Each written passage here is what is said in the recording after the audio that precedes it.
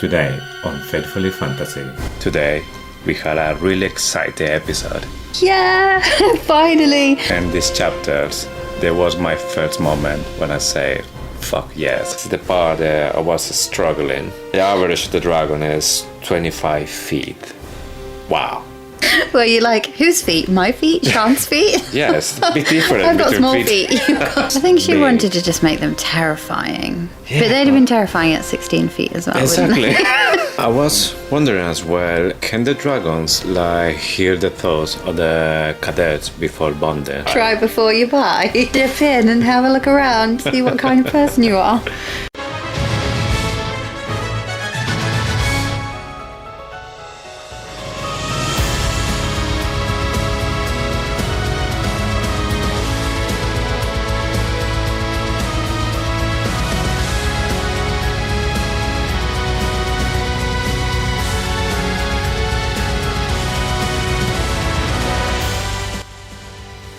Hello and welcome to Faithfully Fantasy, the husband and wife podcast talking all things fantasy fiction. Join us as we go through chapters 11 to 15 from Fourth Wing by Rebecca Yarros. And today we had a really exciting episode. Yeah, finally! So this is the part of the book that got me totally hooked. By the end of chapter 15, I was reading all night, listening all night. All of it. I just wanted everything all at once. I had to confess in these chapters, there was my first moment when I say, fuck yes. Finally, I started to getting hooked. So, yeah, I'm really getting there into the book. Yay, I knew you'd love it. So today we'll do what we normally do. We'll do a quick run through of the chapter summary, and then we will get straight into some of your thoughts around what happened. Okay, perfect. So, ready? Let's go. It's presentation day for the first years, and the first order of the day is getting up that ninja warrior course up the side of the cliff to the flight field. Damp Dane makes a few last-ditch attempts to persuade Violet to run to the scribe quadrant, because he just can't imagine a scenario where she might be strong enough or clever enough to make it up the gauntlet. The right way isn't the only way, though. Remember who said that? Yeah, say that. As she uses one of the ropes to climb the inside of the chimney, earning her a 30-second penalty before facing the final obstacle, that vertical ramp. She runs as fast as she can, and just as she feels she will fall, she stabs her dagger into the wood and uses it to make the final 2 feet of the ascent. She made it! Oh, girl made it! Amber Mavis is basically Dane Atos in a ginger wig, and she accuses her of cheating. Violet pulls the legal defence of the century, quoting that codex.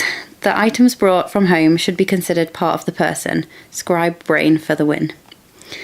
The cadets are about to parade past the 100 dragons willing to bond this year, but rumour has it there's a feather tail. They are told to keep 7 feet apart in case someone gets torched, and also to have a chat so the dragons can get a feel how well the cadets play with others. They chit-chat about old folklore stories they heard as kids. But what's this? The small golden feather tail is waiting at the end. 2 greens get up close and personal with Violet as they smell tiny scales in her armour. But at last they retreat. Pryor can't make a decision. He gets torched. Likewise, Luca is insufferable. Bye-bye, Luca. But the others make it.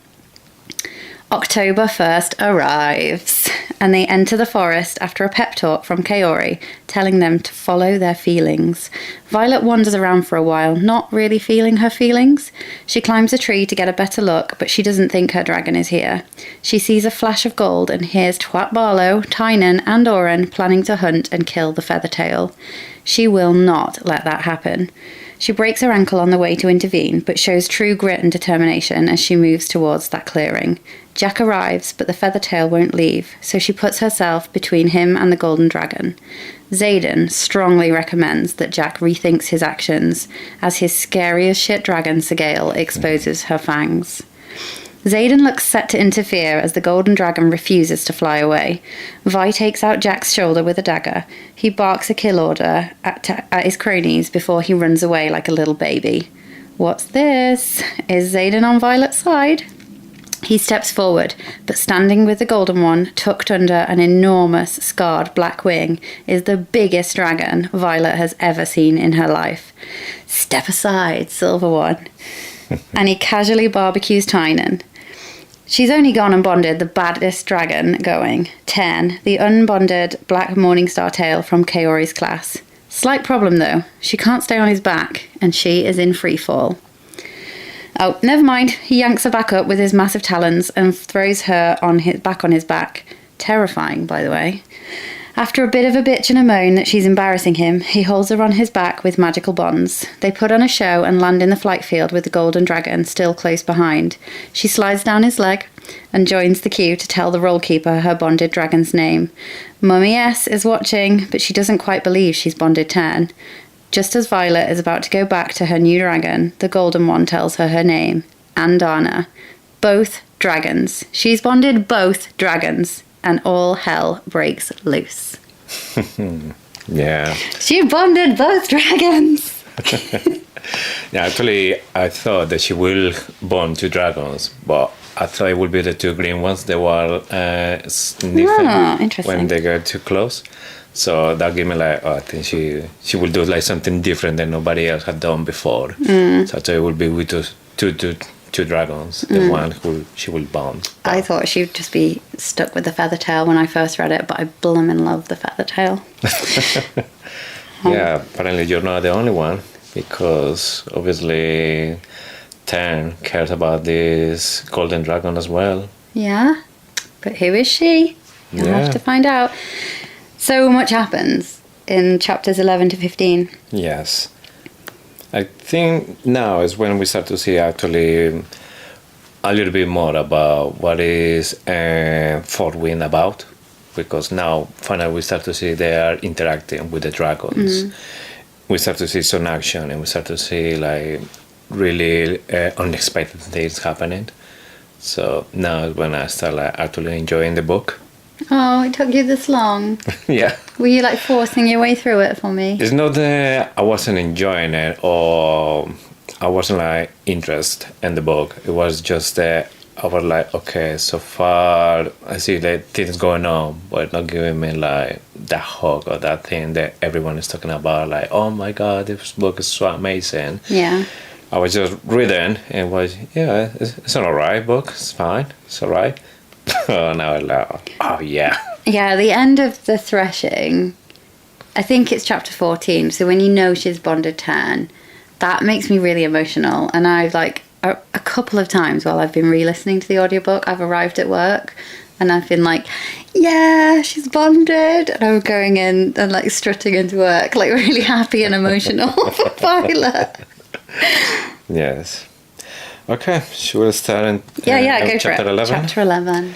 Okay, so chapter 11, like one of the things that it was taking all my interest was Seiden's signet, because something that even Violet, she was thinking about it, and it's like how powerful could he be? Like he could just destroy a full army with just shadows. Doesn't need have a break when he's doing it. I think he might get tired. Yeah, but is he getting tired, or is the dragon the one who like maybe gets tired because the magic's coming from the dragon, isn't it? So it comes from the dragon, but but they call it like burns out the rider if they do it too much. Yeah. You know that from Kaori's lesson and what happened to Naelin when he was trying to save Brennan.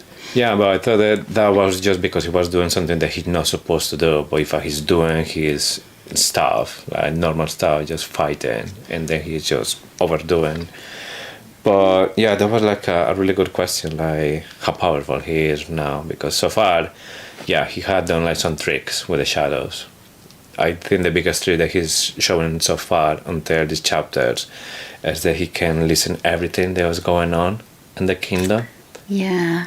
So, because obviously shadows are everywhere, and he knows everything. And I think literally he mean it when he said that he knows everything. And that coming from a guy that is, what is this man? You just got so much to learn about Zayden Ryerson. He's like a master secret keeper, and he just lets one little secret out every now and again. Yeah. I think you got to wait till Iron Flame to really know more about Zayden Ryerson. And I'm still sure there's loads to learn in Onyx Storm. Yeah. Obviously, I don't know, like, what are the real intentions from Zayden. If he's just a good guy pretending to be a bad guy, or he is a bad guy that somehow he's just trying to turn back to be a good guy or something like that, because he says something already to Violet. She's like one of the reasons to make him believe that he could do better or he could be better as well. So for me, like, okay, this guy has this power, and what stopped him to like listen to all the secrets from like maybe the highest general, like what's going on in the kingdom? Nothing stopping all the him. secrets, yeah. And who knows? Nobody will know. Like he's been listening. So for me, like, actually, that's a really good question. Like, what is the limits of his power at this moment of the story? I wonder when the last shadow wielder was, and if the leadership actually know everything that he can do with those shadows, because you know that it's forbidden to be a mind reader. Yeah. But if your shadows can listen to everything, I just don't think leadership really know that. Anyway, Yes. so much to learn about Zayden Ryerson. Yes, but for me at this point, I think it's clear that his intentions with Violet are good, because he's been so far the only one who is trying to teach him like what is the proper way to turn into a rider. It doesn't matter like if she's passing cheating or whatever, but there's a couple of things that she needs to learn, and I think she regrets that later on in other chapters. But he is the one who is like basically telling her what she needs to do, what's the mindset that she needs to have. So he's being honest about it, and that was like the main reason that she passed all the last tests with the gauntlet, yeah, gauntlet. And I think it's just because she started to listen to him, and actually she's paying attention. She's changing her mindset, and there's a point where you start to see that she believes that she can be a rider. That she's been so far, so many people have died, and she's still there. She's alive. And that's like one of the major proofs that she had that she is a good cadet, because she's still alive. Yeah, one of my favourite lines in that chapter is when Dane says what changed between Parapet and now, and she says me. Yeah. So, like I say, it's for me it should be clear by now that he is actually trying to help, because all the stuff that he's saying or doing is helping her. Yeah. And there's been so many times that he could just kill her, and it's not happening. He has the opportunity, he has the power, but he's not bothered about her. Actually, he's helping. So that should be enough for her to think like, okay, this guy is not as bad as I thought. But for me, it's something annoying, because it's been a couple of times that like it's obvious he's helping her, but she's always like, he's gonna kill me, he's gonna kill me, he's gonna kill me. And like, oh, come on, just... I know, yeah, a lot of people say that. I think that as well. Yeah. That does carry on. Yeah, it's like, I understand the first two times, and then you should see they exchange like, okay, he had the opportunity, he's not gonna kill me. Maybe he doesn't like me, but he's not going to kill me. Yeah. And every single time he's like, oh my God, now he's going to kill me. Oh my God, he wants to kill me. And no. You show him over and over again. And no, he's trying to help you. But why? That's the big question. She can't believe it because she doesn't understand why. Yeah, but I think it's because he has this, like, need to help people that they are in his own situation, either because they've been forced or because they are there against the will, or like happened with all the ones with the rebellion, right? So I think he see her like one of them. Yeah. That she's there, but she shouldn't be there. And I think that's the main reason that he's trying to help. And he can see as well that she is stronger than she might think. So I think that's the main reason as well. Yeah. The other thing is that, she passed all the tests with Satan's help as well. And what else I had to say about this? I don't know how to feel, because she passed kind of like cheating. Because She wasn't cheating. I She know, found a loophole. I know, but I know that he say, okay, the correct way is not, or the right way is not the only way. What you're supposed to train it is because that is like the strength that you need to have to mount and to your dragon. So what's going to happen when she actually is in battle and she can even mount his dragon? Well, and you know I think what later on know what happened. does. Yeah, but she's lucky in that sense, because happened with other cadets. They fall of the dragon. The dragon didn't bother to look after the cadets. Yeah. They just they're not worth it. Yeah, but it should, like, I mean, she's just a bit short. It doesn't mean she's not got some absolute solid grit and determination to get there, but she's not going to stick a dagger in Ten's leg, is she? Yeah, exactly. That's what I mean. So Daggers don't penetrate dragon scales because her dragon scale armor protects her from swords. Yeah, so it wouldn't even work. It just like bounce. Yeah, exactly. Bounce straight off.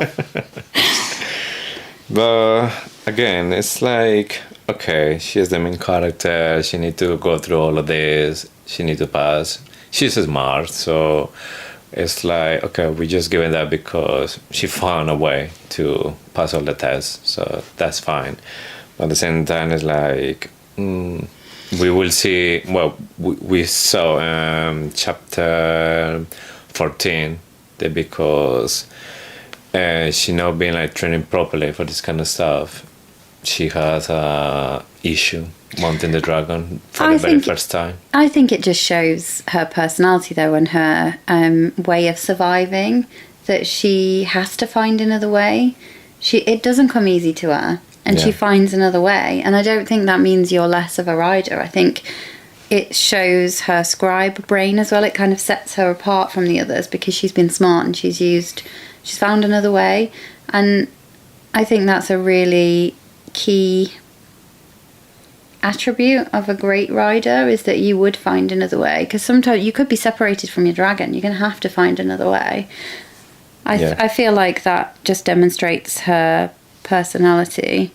There's a few things I wanted to ask you about chapter 11. Okay. And it might mean going back in time. The epigraph. This one still haunts me. So the little paragraph, the quote at the top of the chapter. Okay. Those who don't burn for Malak will be burned by Malak. Yeah. So there are a few things that come to mind. Rhiannon said we don't always burn things either. Yeah. There's some kind of bad omens around people who might not burn all the belongings. Yeah, so it's more like a tradition, for what I understand. So, we have our traditions as well in our own religions.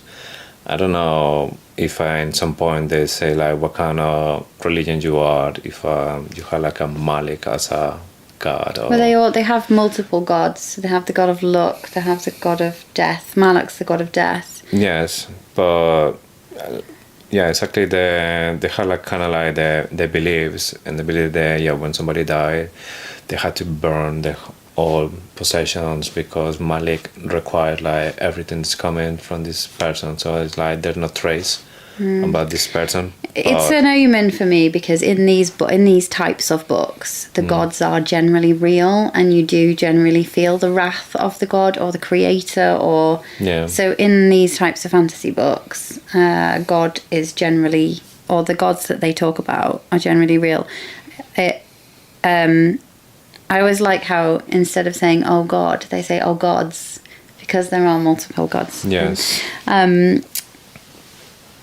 They only get 10 attempts at the gauntlet at practice. I think, in fact, they get 9 attempts, and the 10th is the presentation day. I thought that was quite. It's not very much, is it? No, I don't know, like in the hamster wheel, how you practice your 9 times or 10 times to pass when you have nothing like similar to that to actually practice, because obviously you have to be agile, you have to be coordinated. Quick. Yeah, exactly. So where else are you going to practice that kind of skills? Because I think it's something that you just do, and that's exactly the thing. So it's just showing you like how hard is everything to pass to become a rider. And I don't know what kind of other trainings they have just to pass this test as well, or if it's just this, like you have to try to do the best that you can, because so far the only thing I'm seeing is like they're training, physical training, sparring, and then trying to do the gauntlet, but they only get 9 attempts, and then the 10th. So she tries 9 times, and then the last one is presentation day. Yeah. Yes. So Dane's master plan to get Violet out of the rider quadrant and into the scribe quadrant. Yeah. He says Markham would keep it quiet. He'd let you go through the whole year. He wouldn't tell your mum, and then he would just you'd be a scribe then after the first year, so she couldn't do anything about it. 2 questions. Would Markham actually be able to keep that quiet from General Sorengale? I highly doubt it. True. Number 2, I still think that she would probably drag her out, even if she'd been inducted as a scribe after the first year. That was just one thing that I thought. I like the patches. Did you notice the patches on the riders' jackets uniform that show the signet? Yeah.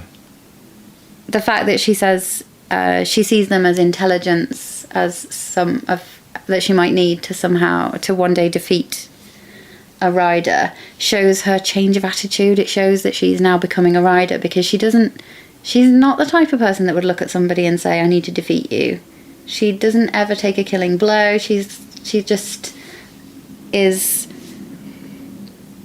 more intelligent than that. So she's now using that as she's flipped. Her mindset's definitely changed, and she's becoming a rider. Yeah, well, it's more like an hybrid, isn't it? Because she's been always a scribe, but now it's like, okay, I had that knowledge of the scribe, but now I had to be a rider. So she's definitely changing their mindset, and is more going to the rider side. Yeah. There's a couple of things that Rhee says, and I might have called this out in the first sparring match. Do you remember when Rhee says history will be the death of her? Yes. And she can't do history, but she's great at sparring. So if Violet teaches her some history, she will teach Violet sparring. Yeah. Well, this is the second time Rhiannon says, and I'm worried for Rhiannon going forward beyond Iron Flame, obviously. Yeah. She says, the Treaty of Arif might be the death of me, which is the agreement between Navarre and Crovler for mutually shared airspace for both dragons and griffins over a narrow strip of the Essen Mountains between Somerton and Drathus.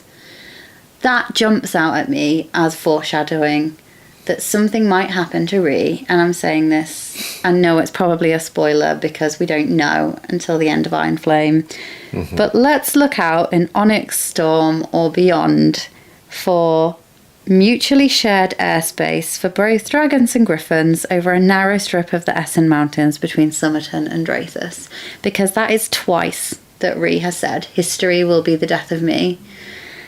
Yeah. I'm just worried for Rhee, that's all. It just jumps out at me. Yeah. Well, something we have learned so far with Rebecca Yarros in this book is anyone can die anytime. Yeah. At least when you're a rider, that's something that could happen Dylan. anytime. Rest in peace, Dylan. Exactly. So, I think eventually she will do something drastically to make like the story more, something more real, something more easy to believe. Not like the main characters, they're going to survive everything when everything is against all odds. So I think one of them in the end is something going to happen. Like, I don't know, and some books could be like maybe Harry Potter. They say in the last book. Spoiler alert. One of Fred them. Weasley. I didn't say names, so it wasn't my fault. I mean, most people have listened to Harry Potter or read Harry Potter by now, or watched Harry Potter by now. Yeah. I know that there are a few people rediscovering it for the first time, but I'm still not over that. Yeah, exactly. It's like he was one of the main characters by that time. Yeah. But you can't go to like a battle or something really big and expecting all the good guys, they're just going to survive, going to have a happy ending. Everyone comes out alive. That would be nice. And more when it's something about war. So, yeah, definitely. I think something will happen. And we don't even know if maybe Violet will make it to the end. She maybe die in the end in a really heroic way. And then she's going to be like a legend. But I have a theory. I have an end game theory. Yeah. But it's too early in the I mean, if I was still podcast waiting for 2 books to go, then... Well, you need to know a lot more for me to be able to share this theory. Yeah. So I will, and I can't wait, because I'm going to just talk at you for an hour. I already did it to my mum. Okay.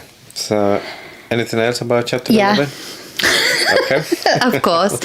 I think it's really cool how Violet can block out the pain. She talks about building a physical wall in her mind. Yes, it's because you have experience. Yeah. Because I think this is something that's hard to say. There's actually something that she had her advantage. She's been through a lot of pain during all her life. And now she had like kind of like a response for when the pain comes. She knows exactly what to do. So not something that's going to overwhelm her brain. So she had like the right technique. She had the right mindset.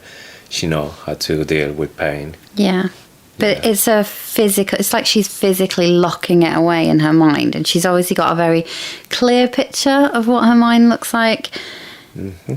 And I think it's a really good bit of advice of how to maybe compartmentalize different parts of your life. Yes. I like it, and I have applied it to life, but I am awful with pain. I should probably try it with pain. I am such a wimp, which is why I would be a terrible rider. The only other thing I thought, the 2 things I thought about Garrick. Garrick really defends Violet up at the top of the gauntlet. Yeah.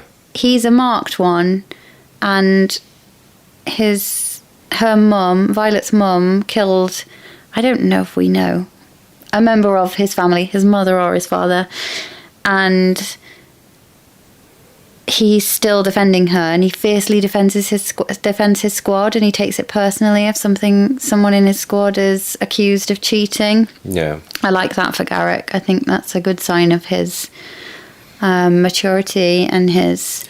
Yeah, that he's not doing the same thing they did to him. They just blame for something that somebody else did.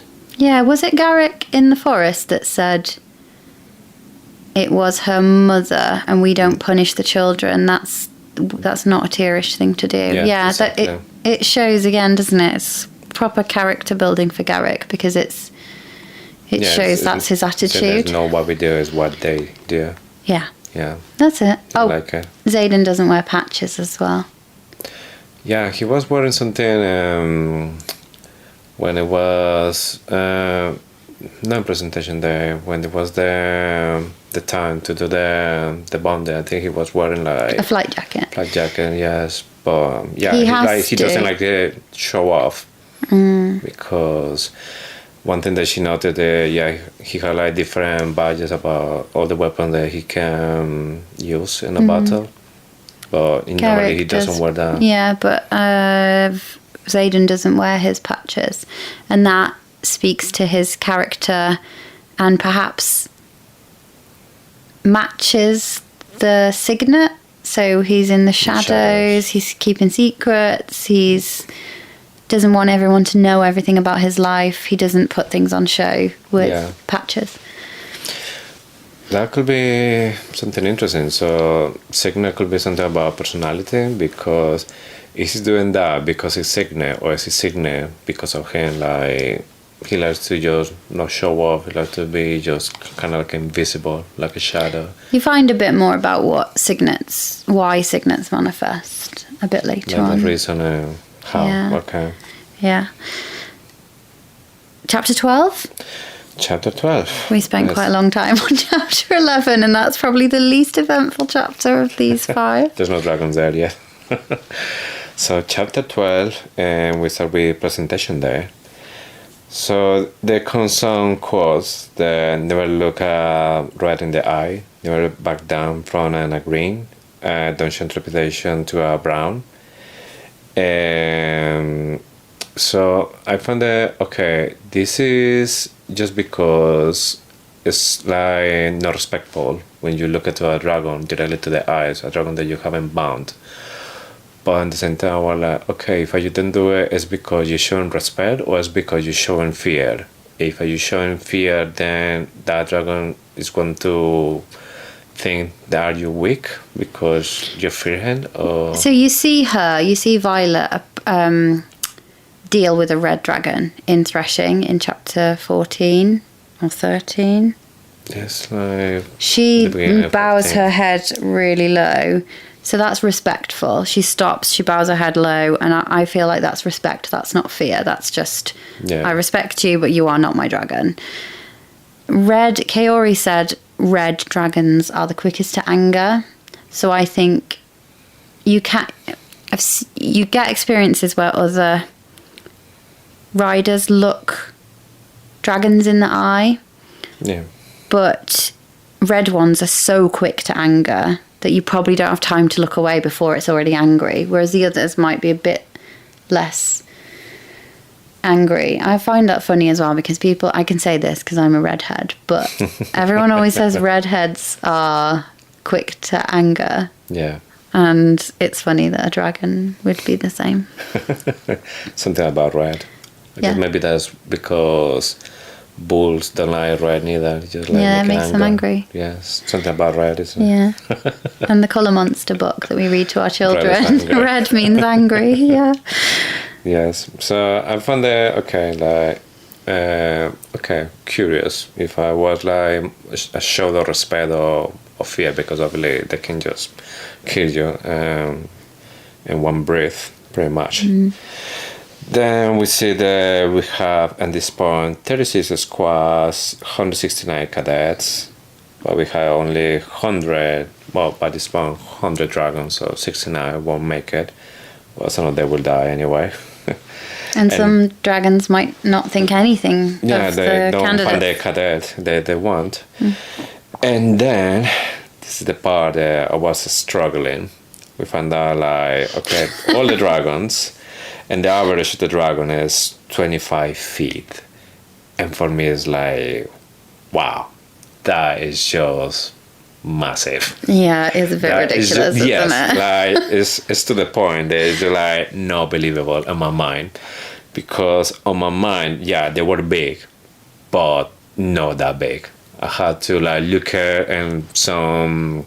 graphs to have like a reference, like a person that was like you spend most of your time in Europe, you do meters. Yes. So feet make not a lot of sense to you. I know that I'm 6.1 feet, but that's the only reference that I have. Yeah. There's like 1 meter or 85. Well, you're like, whose feet? My feet? Sean's feet? Yes, a bit different. I've got small feet. You've got big feet.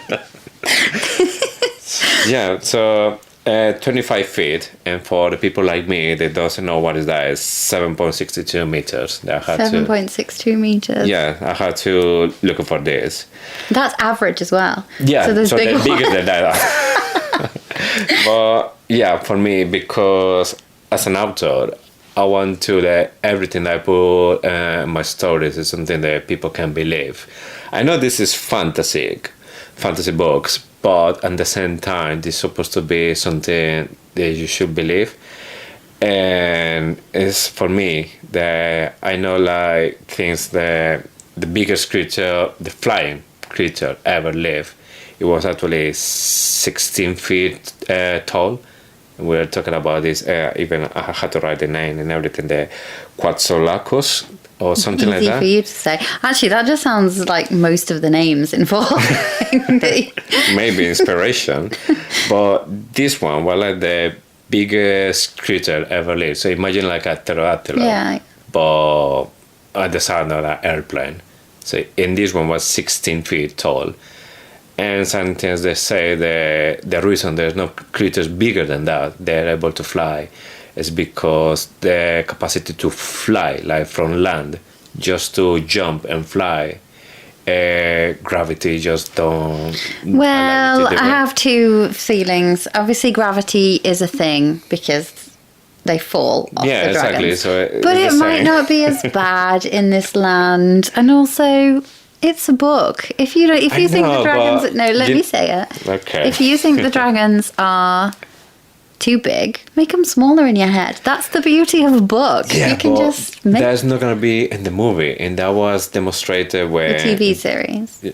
Well, TV series. But you know, like in Twilight, when we're talking about, they were like big wolves, and then when they show in the movie, that was just ridiculous. Yeah, and I think they'll make them smaller, otherwise you won't be able to see the rider and the dragon in the same frame. They have to. Yeah, exactly. So there's gonna be like the only way that you can see a full dragon in the TV series is if you are like in the top of the mountain, basically. I think they'll make them smaller, but in my head they're a bit smaller anyway. Yeah, and mine as well. So for me, like, what is the point to make it like ridiculous? I think she big? wanted to just make them terrifying. Yeah, but they'd have been terrifying at 16 feet as well, exactly. wouldn't they? Make it a little believable because, like you say, in your mind, you just make them smaller because when you actually think something that big and a rider in the back is like a dog with a little mouse. Yeah. And you wouldn't see the rider. But I'm going to ask you just to get over it because you're not going to enjoy the book if you're just constantly thinking, this is ridiculous. They average 25 feet. Yes. But anyway, so I had to, I just trying to forget my analytical brain and just pass with this, making it just get smaller. over it, mate. Get over it. So we had the cadets, the walking, so the dragons can have a good look of what they have there in the market. Like, oh, look at that. Yeah. Oh, look at that. Like, yeah. Set fire to them. Look at that. Don't look at it. Hush it now. And exactly that's what happened to the poor Prior. Oh my gosh, he was annoying though. I'm not saying he deserves to die. Nobody deserves to die, but apart from maybe Jack Barlow. But he can't make a decision. You couldn't have that in war, could you? Yeah. So I knew it will happen. That kind of personality and this kind of story is just they got killed. That happened even in war movies. You see a character like this, he's gonna die. So then in the park, when we see the two green dragons approach him, Violet, I didn't know exactly why. I was like, okay, why they can see that maybe the other dragons can't. And then when they start to sniff, like, okay, it's because Tiny. Yes, exactly. She's wearing this armor, and I was like, okay, then maybe relatives or something, because they're green dragons as well. So maybe they can say, oh, this is our sister, or somebody else. They descend from the same Yeah. line, don't they, of dragons? Yeah.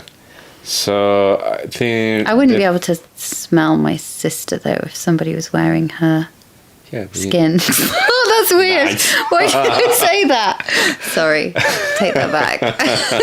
But you know what I mean. Dogs. It wasn't dogs even the skin. The skin is kind of like the hair or the nails. Oh, yeah. Because there's something that grows, isn't it? So if somebody was wearing a wig made of my sister's hair, I don't think I would be able to tell.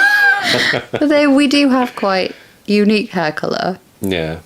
But yeah, in this one we're talking about just a smell. And we're talking about Violet. They've been wearing this all time. That she might be sweaty. She might be like smelly. She might be like covering dirt and everything. And they can still smell it. The scales of the dragon, they are tiny. Yeah. So like, wow, they have like really good sense of smell. But that was like one of the reasons as well. I thought that because Mira, she has a green dragon, maybe she will have 2 green dragons. So I thought in that just point, a bit better. One up. Yeah, it's Violet. She's the main character. She needs to have 2 dragons. You've got 1. I've got 2. That's like classic younger sister behaviour. I'm the younger sister, so I feel like that. You will do that completely. She says that Kaori never taught her how to back down from a dragon. Yeah. But the epigraph at the start of the chapter says never back down from a green. Yeah. So it's a good job she didn't. She just waited for them to back down. Yeah. I thought that was quite interesting. Yeah. And lucky. Yeah, so she's a scribe, so even when she's unfair, she always had this like mentality that she knows exactly what to do. She's rational, isn't she? Yes, definitely. What else we can say about this? I think that's it. Obviously, they had to keep walking even when one of the colleagues just burned in front of them, and they had to just leave it there. Even why do dragons kill cadets? I don't know, because if they are in war and they need like a rider, they're not going to have that many riders if they're killing. And if maybe people they think, no, I'm not gonna try because I don't want to get killed. Because that's another thing. People just get scared if they think that they're not going to make it. If they make it, they're going to be scared. Do you think part of it is to remind the humans who's the boss? Could be. Because we start to see that, human lives are not important, but if they try to kill a dragon, then we can't do that. That's like against the law or against what everything we believe. But then why is fun that they make this test when nobody should die, but they just make it in the way that people just die? Yeah. So why human life is so like not valuable in this college? Because it's the college that made all this kind of stuff. I guess there will be like reasons, like every single test there's a reason for this. But like I said in the previous episode, you should fail, you shouldn't die. But I guess just to make it more dramatic, give it more thing to the story. Yeah.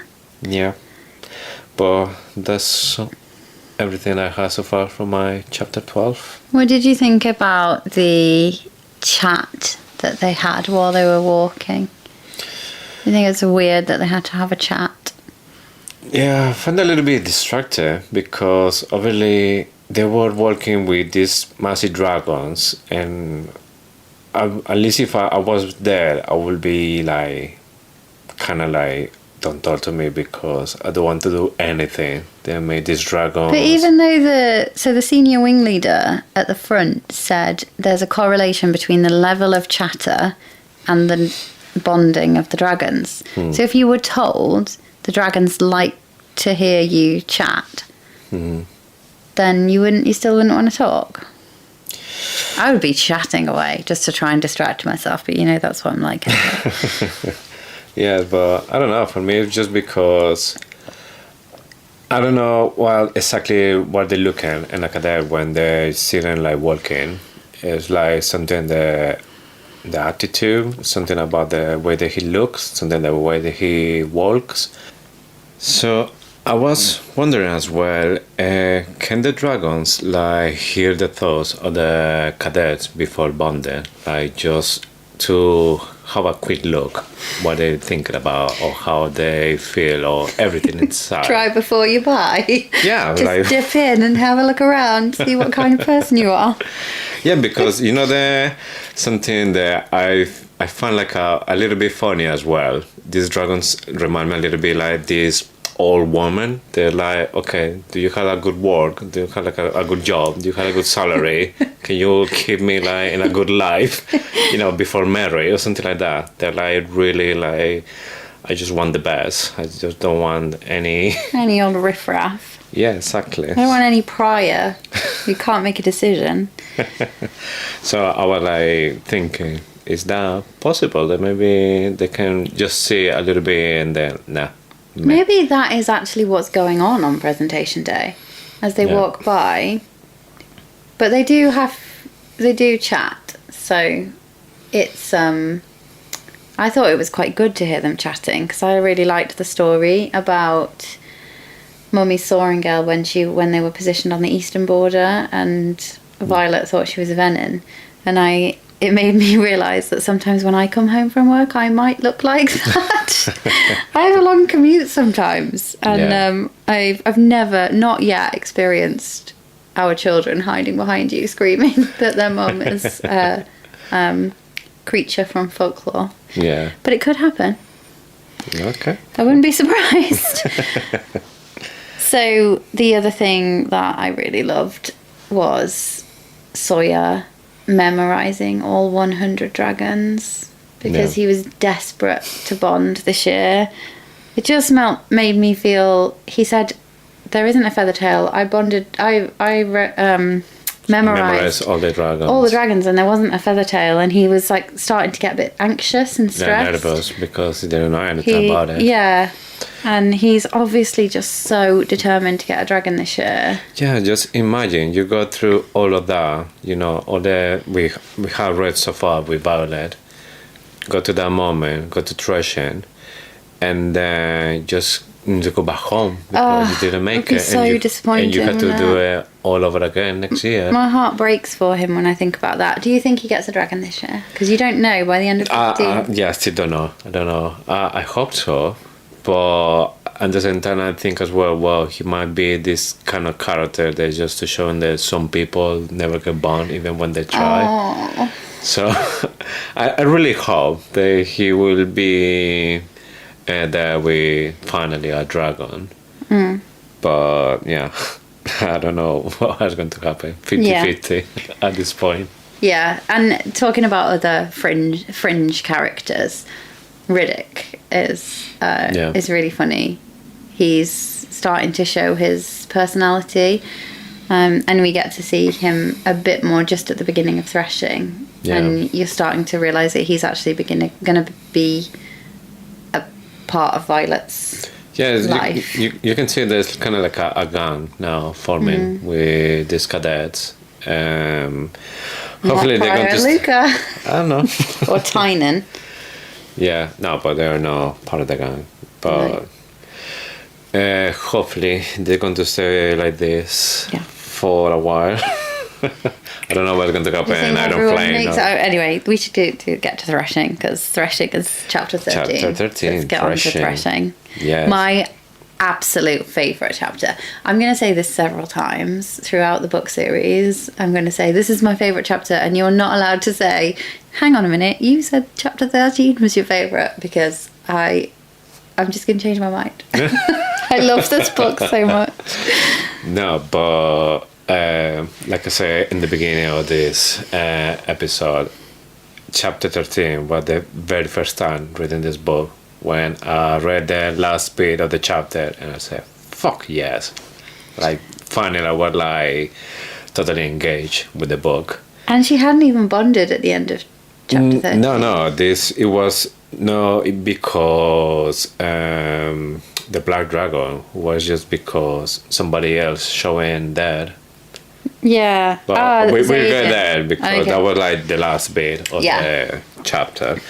But something I found really curious is threshing is always on the October the 1st. And what like it's something particular that date. I don't know if Did you Google it? I did. But I couldn't find. I think the only thing I found there was like International Day of Coffee or something like that. Day of Coffee. That is my kind of day. How do I not know about that?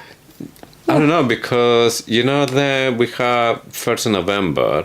There's like the All Saints Day, or like in Latin America we call it the Day of the Dead as well. So it's a day when we remember all the family they're not with us anymore. Died, yeah. So I didn't know if maybe October the 1st had like a special meaning, but no. It's International Day of Coffee. That is special. That is a special day. I will not maybe look. it's more about the author than anything else. Maybe it's Rebecca Yarros's birthday or the daughter's birthday or something like that. Because there's days like that in Harry Potter that. It means more for the author for the story, but. Yeah, but also when you get such a big fandom with something like Fourth Wing, October 1st will be. People will remember it. So. Just like Harry Potter, on September the 1st, when the Hogwarts Express leaves, there's always quite a lot of stuff. I think there was another thing that was like, toward the 1st, was like something that everyone was doing in TikTok, like a trend. So I didn't want to go digging on that because I thought it might be that something related to this. Wing, cause, And right now at this point, I'm like, okay, I'm really, really careful with everything related to Fourth Wing. I don't want to go further than I'm doing here. Yeah, you can't even look at the social comments, media. No, because you never know when somebody's going to say something, or I'm going to say something that's going to give me like little bit clues. Yeah. It's been a couple of times that I'm getting like clues that they didn't catch straight away, but then when I start reading, like, oh, now I get it. Still you can't risk it. But yes, October the 1st is threshing. By this time we have 147 cadets, not 169 anymore. So Violet. Still too many. Yeah, it's still not 100. That's what they need. So Violet. She's climbing trees again and again. She's hearing something that she shouldn't hear. She's hearing how 3 cadets are planning to hunt a golden dragon that she saw in the distance. So I found it like curious that, okay, she is again in this position when she's from this tree and she's hearing something that she shouldn't. Well spotted. Yes, it was Jack, Tynan, and Orin. I think that's the correct pronunciation. Orin? Orin? Yeah, maybe. Yeah. It's anyone's guess with these names, really. This is part of the fun. Yeah, you know, I had a lot of trouble with it because sometimes then I think it's a girl or a boy and then it's completely opposite. I'm like, oh. It doesn't matter. Yes, but I mean, I'm still getting like the main story. That's the important thing. But yeah, then this part is still like, okay, they want to kill the little golden dragon because it's easy to kill, I guess. Because they say they don't want like somebody to get bound to this dragon because it would be like a. Oh, they're just Billy Big Balls, aren't they? All 3 of them. I don't like them at all. You're not supposed to. The thing is that they say from the beginning no fairy tale have ever bound to a human. So why they say now the Conrads, this dragon is going to bond to somebody. I think they're just murderous and they want to kill something. They're awful. Like Jack Barlow has no redeeming features. He has nothing that is forgivable. Yes. And that is. He's a villain, isn't he? He's at the moment he's the villain, and he's a totally Malfoy because he like over like the big bad guy, they're bullying, whatever, and then somebody punches him down And he runs and away. just run away crying. Yeah. You're exactly the same. Yeah, but what is he vibe. trying to achieve? Is he just trying to show off? Does he actually? Because he says some things about Feathertails. He says he's got some assumptions, and she says he where's he knows getting about it from? it. Yeah. But how does he know? I think I have a bit of a theory about Jack Barlow that I'll tell you about later. Okay. Yeah, I find it curious as well. He was like talking like he knows what he's talking about, But nobody knows about Feathertails, not even Kaori. Yeah. Well, there is somebody who knows about Feathertails, but that's a secret that I'm not going to tell you. Oh, of course. You'll find out soon. Okay. So Violet, she can't allow this to happen. The first feeling that she had that she need to stop that. So she need to at least like prevent the golden dragon. So she jumps, she breaks the ankle. She's still running, trying to catch the dragon. She gets to the dragon, but the dragon is like not even bothered. He's just there. And she's like, come on, run, fly, move, do something. They're going to kill you. And the dragon's like, nah. But now you know she was sticking around to save Violet if she needed it. Yeah. She only left when Ten arrived. Yes. So it was like, okay, why this dragon didn't want to? That was like the first stop. And then, Jack Barlow, the other guys found Violet, and then they were like, oh, we have here like a good deal. We're going to kill the weakest between the dragons and between the cadets. So, Jack Barlow was the first one to fall. Yeah. He runs away, and then she's still fighting with the other ones. And then there's a point when it's like she's gonna be in a really bad position that she might get killed. And then that's when we hear the voice say that.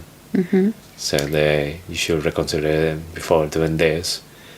And then we see Sagel behind say that. And that was when I said, fuck yes. I'm going to see it now. Oh, Segale is just my favourite. She's I mean, I keep saying I'm not a rider, but she would be the one that I'd want. A blue dragon, yeah. Definitely. Do you think that the Violet getting down from the tree was the pull?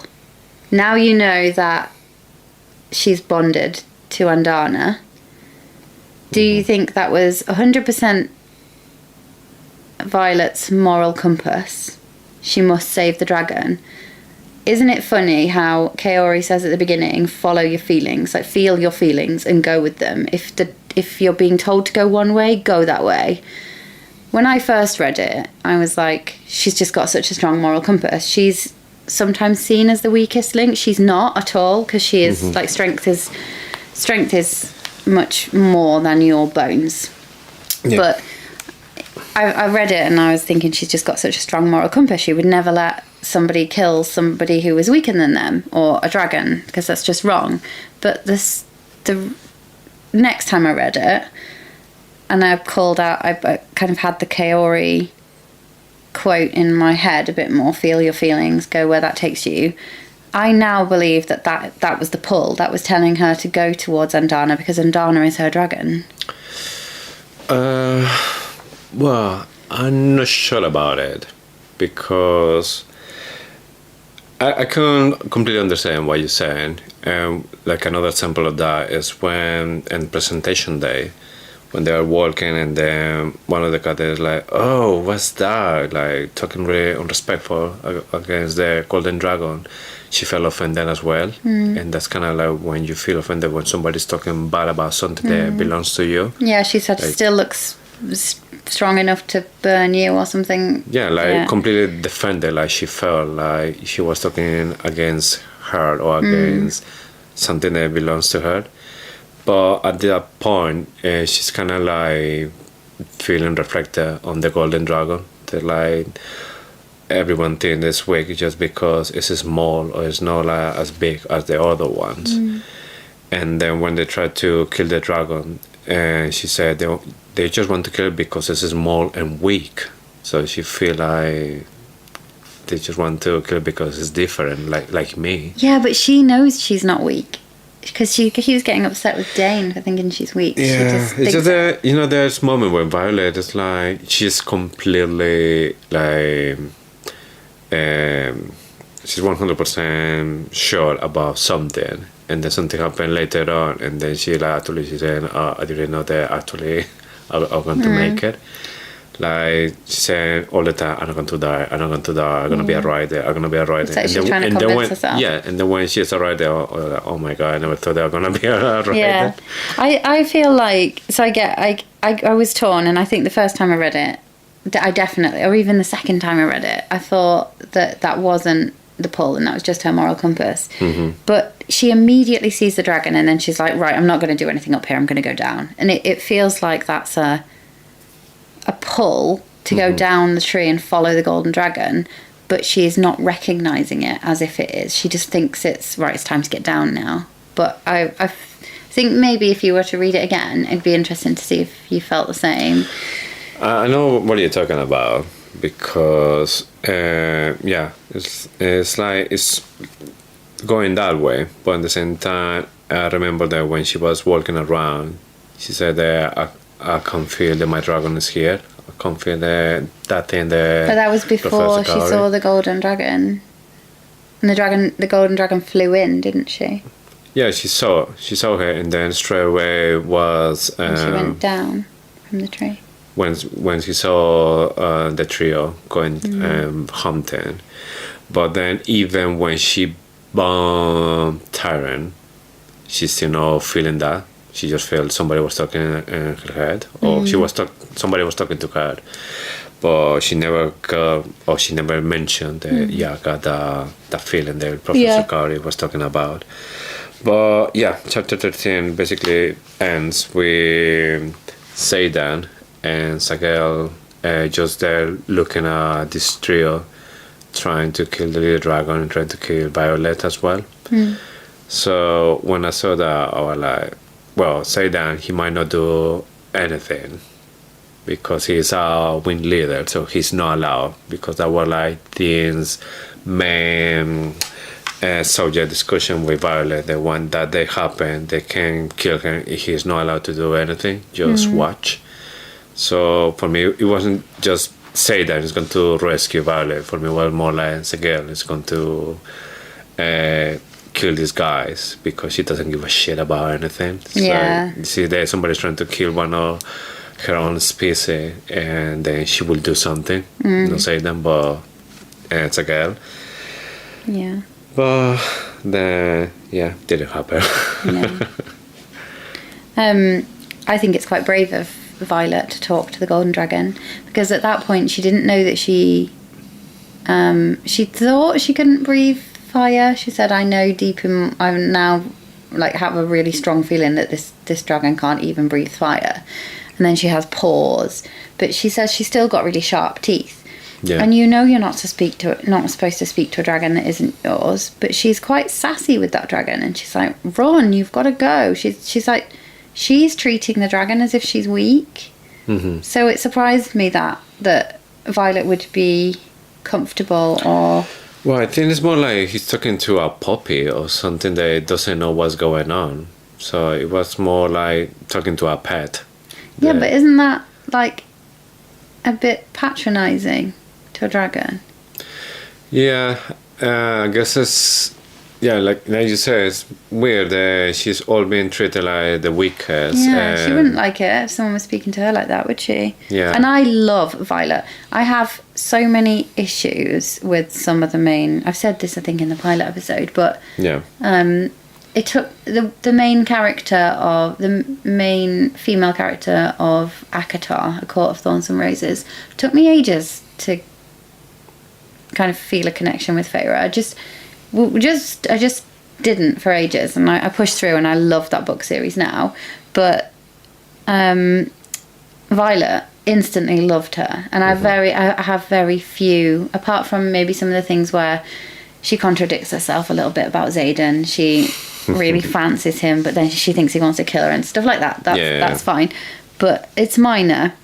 But I do feel like she treats Andana like Dane treats her, and she doesn't like it, so she's trying to protect her. She's putting herself between Jack and the dragon. She's doing the right thing, she's being brave, but when Dane puts himself between Violet, we say, he should just let her fight her own battles. So do you see what I mean? There's a little bit there where I think Violet might not, if she actually sat back and thought about how she spoke to Andana at that point, she probably didn't treat the dragon with the respect that she should have done.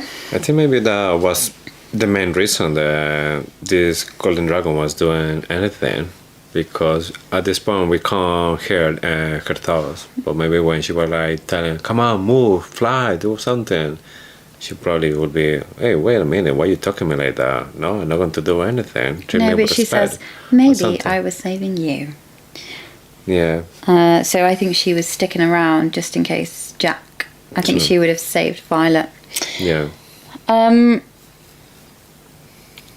Any more? Because I've got a few more, surprisingly, even though we've got 2 chapters left and we've probably been at this way too long. No, that's it. That's the end of my chapter 13 when Xaden was talking and Zagar behind. I thought you'd complain about the meadow being big enough for 10 dragons because you think the dragons are too big. But anyway, but like you say, the only thing is just making the dragons smaller, so it makes sense. Yeah. So the other thing that I want to point attention to, but I'm not going to say any more about, I thought it was really interesting, considering something that happens later in the book series. Okay. How she talks about hide and seek and how Andana is like a beacon and she wouldn't be very good at hide and seek. I just like that. Rhiannon wants a green dragon. Do you think that's going to happen? Do you think she'll bond? Do you think she'll get her green dragon? I think, she will be a rider. And I think, she will get a green one as well. Yeah, Rhi is quite similar to Mira in my mind. Like, she's brave, she's strong, she's good on the mat, she's like no bullshit. She just gets stuff done. She's really physical because it's being shown that when it's about like maybe other stuff that maybe she needs to be more like logical. She needs to like remember data or stuff. She's not that good. But when it's about like physical stuff, then she's really good. And at that point, Violet says, at this point, Mira knew she was going for Tiny, and Rhi knew she was going for one of the green dragons. I just wanted your perspective on whether you thought that would happen and whether you think Rhi makes it out of the forest alive.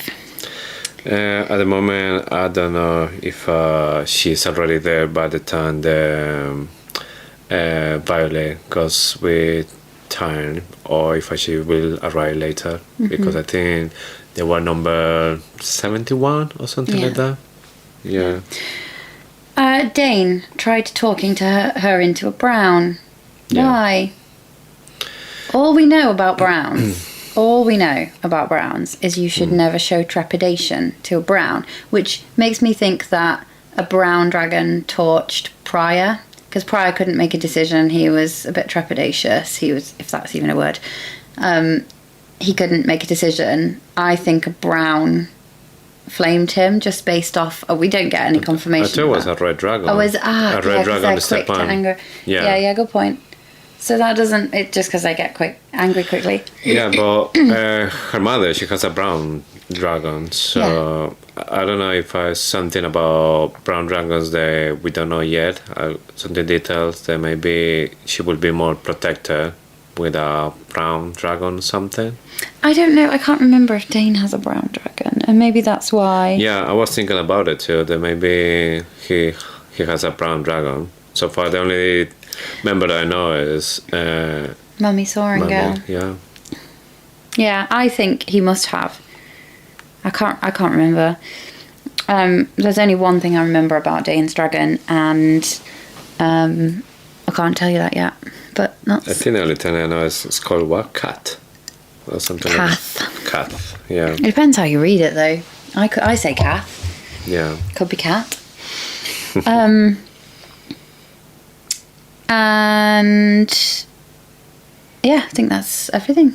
Okay. Chapter 13. Should we go to chapter 14? Yeah. Okay. So where it starts getting even better. We're still not at the peak fourth wing. Okay.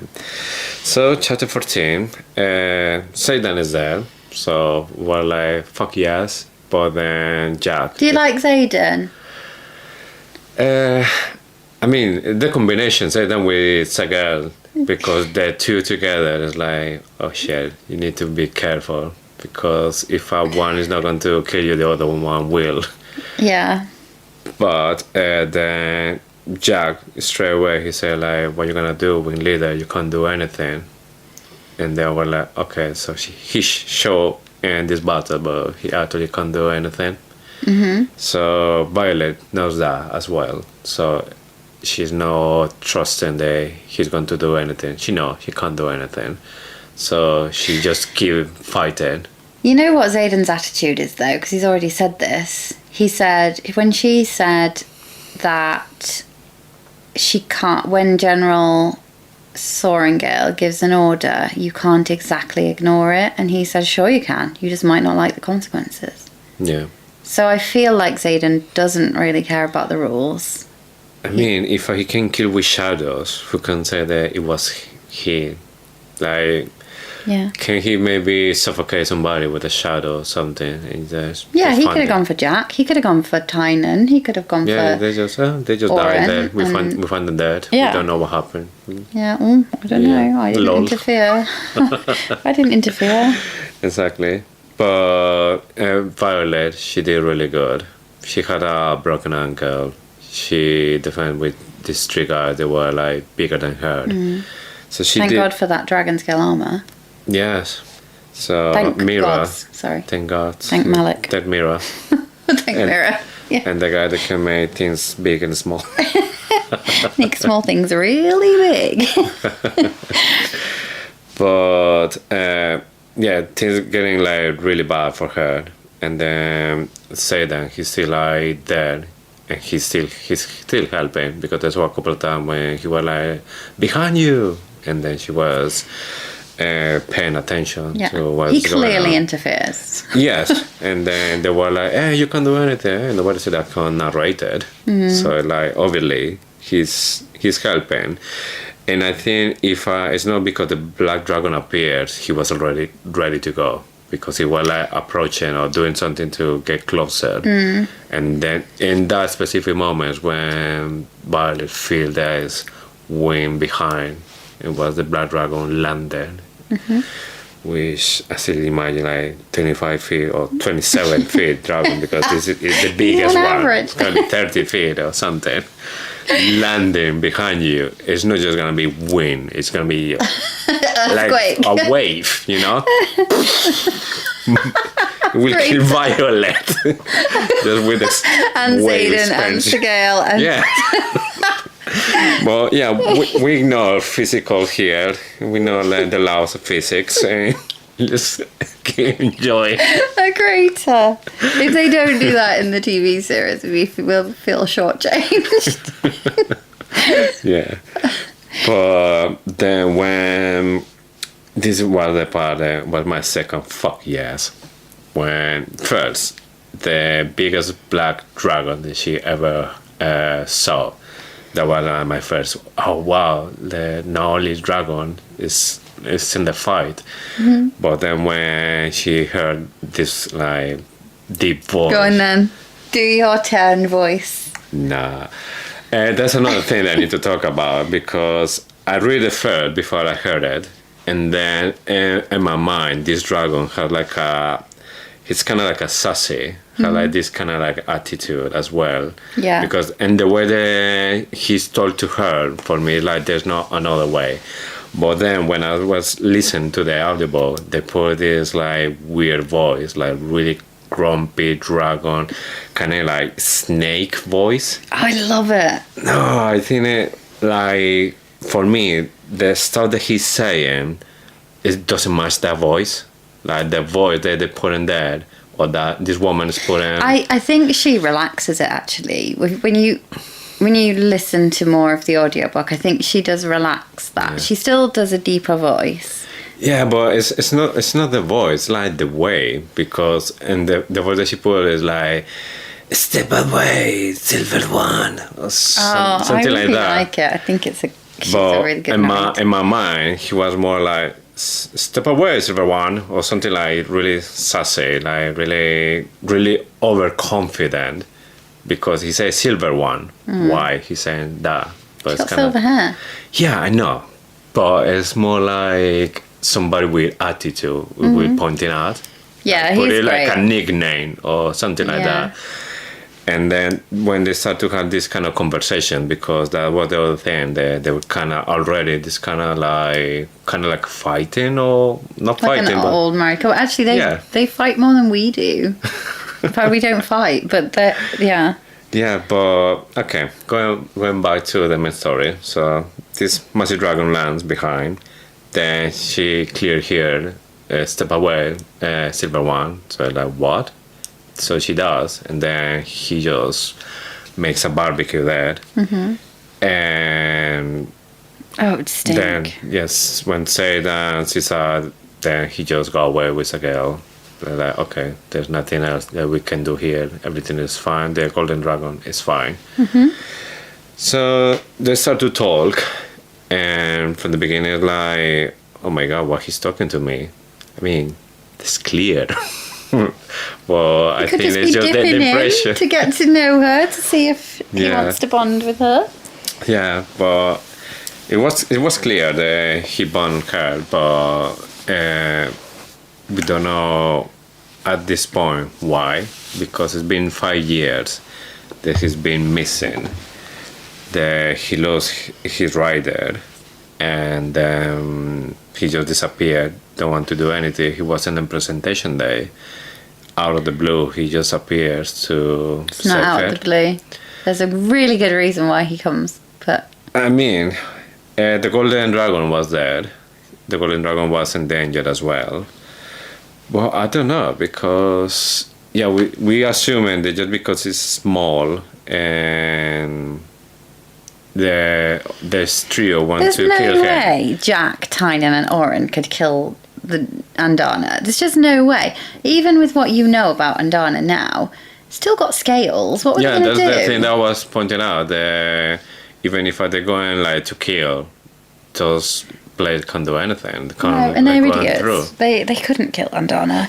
Yeah, so that's why I was like, okay, he wasn't there to save the golden dragon, because there's no way they can kill the dragon. It's still a dragon. It's still small, but it's still a dragon. It's a couple of feet taller than Violet. Yeah, so it's still big.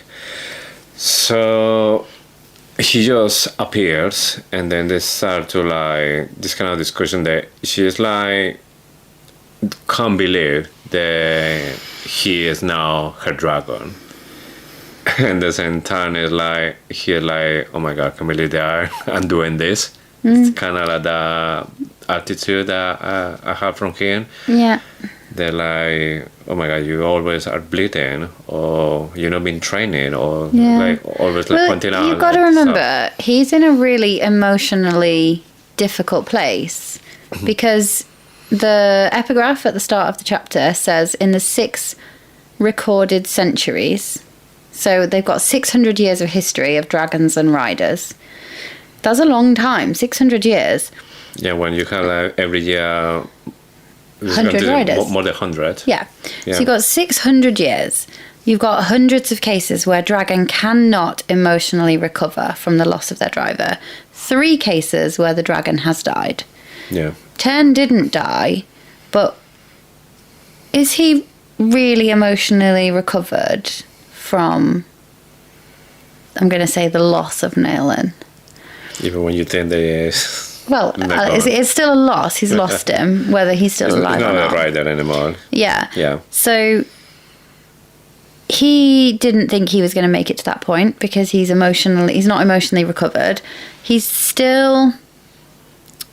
didn't think he was going to bond that year. He didn't think he was going to ever bond again.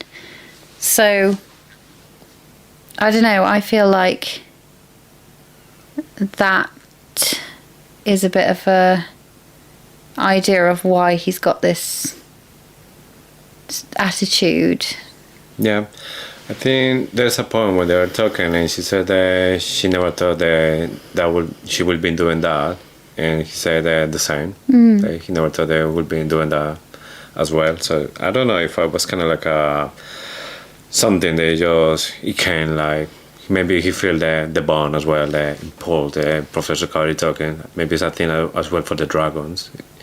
He felt that his rider was in danger and he just went to protect it as well. But you'll find out why. Yeah, but obviously he's trying to help her like a lot. He is doing this kind of stuff like making things easy for her so he can climb on her back when they're flying. He's doing everything possible for her to make it like a rider, but she can't even make it to do the first fly without falling. And that's the end of chapter 14. Yeah. And then we found out a little bit about the name of the dragon. That when I read it the first time, like, oh my god, I'm not gonna be able to remember that. How did you say it?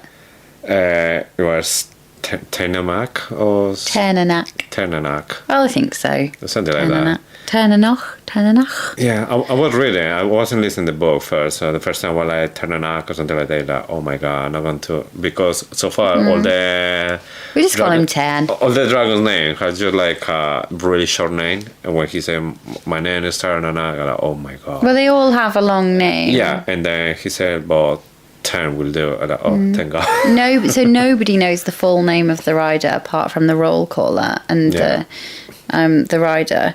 Yeah. It's quite a cool job to be the one that's taking the role. Yeah. The only other thing I wanted to call out in that chapter was that there's been several times where she's mentioned Xaden and Hope in the same sentence. Mm-hmm. So in the last set of chapters, she said, Hope is the worst thing about this place. It makes you feel like you've got a chance. Yeah, it's a dangerous thing to feel. Yeah. And then she says, I'm filled with hope when I hear Xaden is here or something like that. So it's just an interesting thing that you get Hope and Xaden in the same sentence quite a few times. Yeah. I think by this point, but I remember I feel annoying as well because she was like, oh, Satan is here. But I don't know what he's going to do because he wants to kill me. And again, I'm like, oh my god, just come on, girl, get over it. He's not going to kill you. Yeah. But then she was like, no, maybe it's not because of me. He doesn't want to protect me. He just wants to protect the golden dragon. So he just wants to help me so I can help the golden dragon. And it's like, whatever. You think whatever. Just take it. Just take the help. And that's it. Yeah. Chapter 15? Yeah, chapter 15. The last one. So, this is start with Violet Fallen. And when I was reading this, I was like, okay. She might... The end. Yeah. The other one is just credits, appreciation from the author for the people. No, I was thinking she might fall in a lake or something like that. Like she's gonna fall, but she's not going to get killed. The thing that I wasn't expecting is that the dragon will be agile enough to turn around and then just grab her. because... What you mean a 25-foot dragon couldn't just... Yeah, because I love winding this is you a up. representation for the people that's in YouTube. We had a little dog here, and then we had this massive thing. When it's falling, this massive thing has to turn around and then go in here, Yeah, but but can to do it. They're magic. It's all fine. It's magic. Yeah, but I wasn't expecting that he will be able to do it, but he does. So he grabbed it. How are they going to do that on the TV show? They'll have to have her falling in slow motion. Yeah. And the dragon snap. Like, I guess, How to Train Your Dragon. Mm-hmm. I think the dragon... Toothless can fly really fast. Yeah, I think the dragon, the only thing it's going to do is just go in there and put it in the back. So I don't think it's going to grab it. Because I don't think they're going to be as big. I don't think they should be that big. If they're as big as they show in the book, it's not going to You just won't look see good. them on the screen. Yeah. It's not going to look good. But I think if they did it like she was falling, and if they're as fast as Toothless, like it just whips round. Yeah. And yeah. Yeah, but we had, again, this kind of like... For me, it's kind of like a comedy thing. Because he grabbed it and then put it in the bar, and he was like, come on, you make her feel embarrassed. Yeah, you're embarrassing me. Yeah. So And then... nobody, I think at that point he said, like, nobody's going to believe that I chose you, or nobody going to believe it. So you need to put an effort that you're a writer now. Yeah, I had to Google 2 words in this chapter. I've read it several times now, and I've not really known what they mean. And then I thought this time I'm probably going to have to Google it.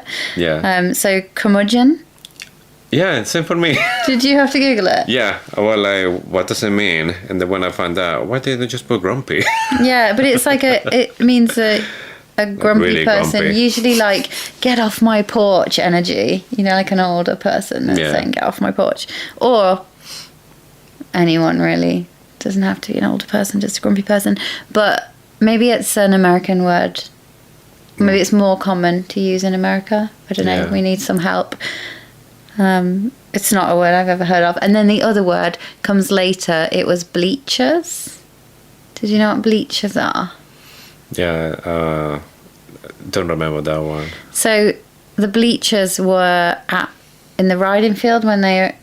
in the flight field when they arrive back after the threshing. Yeah. They're tiered steps, you know, that you get at a sports game Yeah. where you have people sat watching. So it was the generals and things were sat, or the professors were sat on the bleachers.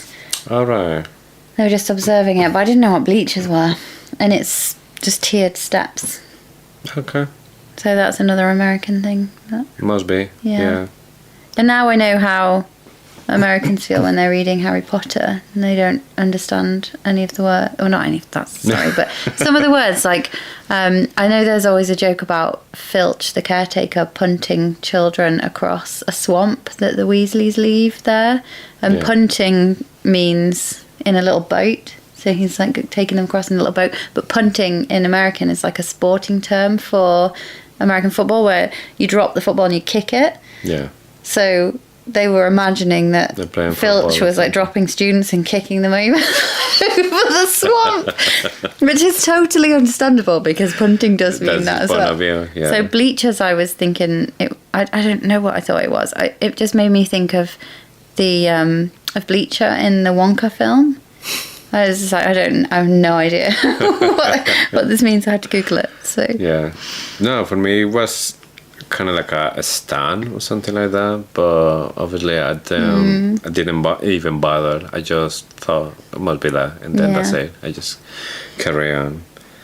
But yeah, I'm glad to know that it's not just me like Googling like what does it mean. No, because you're also reading this not in your first language. I was wondering it takes me a little while, you know, because sometimes when I'm reading, I had to maybe sometimes all the time, but sometimes I had to read the same sentence twice to make sense.